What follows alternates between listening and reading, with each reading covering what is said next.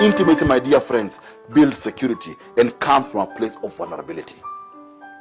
Because when my soul prospers, it also means this, that I am choosing not to sink.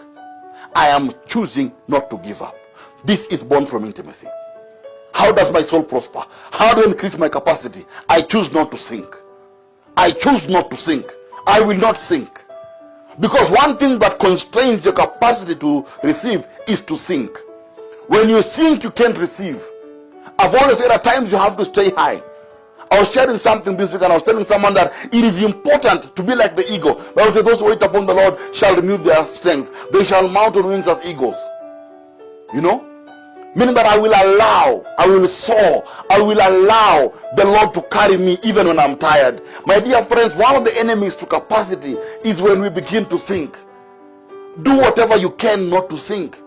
This widow begins by saying, well, I'm in debt. They can't take my children and sell us. She has sunk.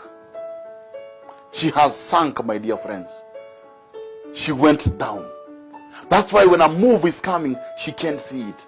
Because she chose to sink. My dear friends, choose not to sink. My prayer for you this day, choose not to sink.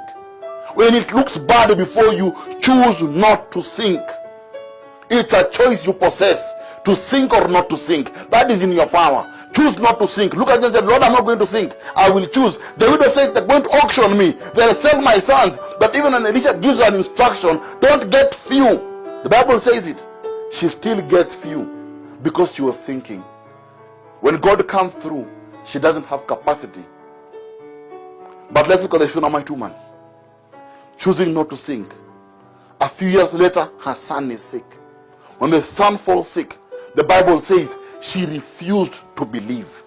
The husband asked her, what is wrong? Alisema hakuna kitu mbaya. She refused to believe. Why? It is because she chose not to sink. Now here's the beautiful thing. The Bible says she took her son and put her son on the bed where Elisha used to sleep. That room that she increased the capacity, that room that she had built in her house, the extra room was her place of breakthrough, was her place when life came back to her promise. When the promise looks like it is dying, it is the capacity that you increased that brings your promise back to life.